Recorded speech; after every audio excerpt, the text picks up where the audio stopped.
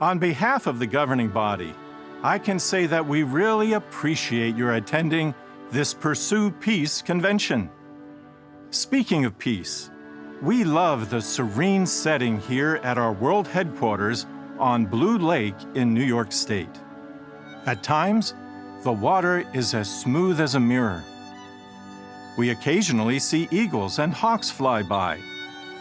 And in the fall of the year, when the leaves change colors, the forest can look spectacular.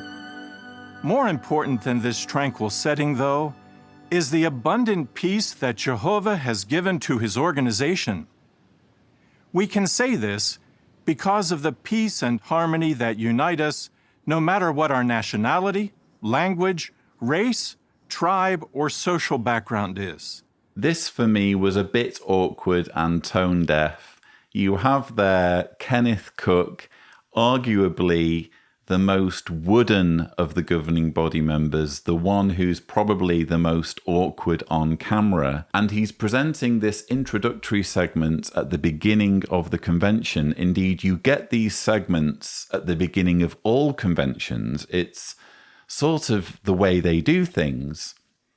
But it doesn't really make sense when the convention has already been introduced by Stephen Lett. Ordinarily, a convention wouldn't be being introduced by a governing body member because you'd be going to your local sports arena or wherever it is that you have your ordinary convention, and some elder or some circuit overseer would be giving this opening chairman's address, and then they would switch to a video of a governing body member. Again, it doesn't really work when we've already seen a governing body member in the form of Stephen Lett. Why do we need two governing body members to welcome us to the Pursue Peace Convention?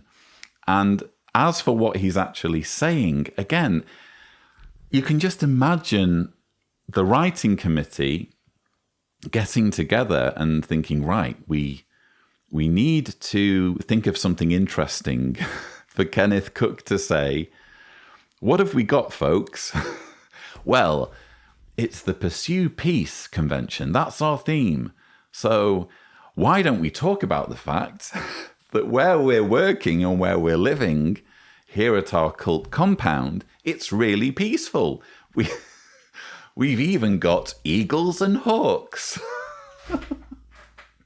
So that just seems to be the process here behind what Kenneth Cooke is saying, because he's so clearly not speaking extemporaneously. He's so clearly speaking from an auto cue, which is fine. But when you speak from an auto cue, I think your words need to be a bit punchier and a bit less predictable. And especially when you're addressing millions of Jehovah's Witnesses, many of whom are living in dire poverty in parts of the world, and you're there bragging about the fact that you live in this oasis, this wonderful, peaceful retreat, just because you're a governing body member, just because of your privilege that you've accumulated by rising up the hierarchy in the organization. For me, that's just a bit tone deaf. We know what peace means. We know what it means to be peaceful.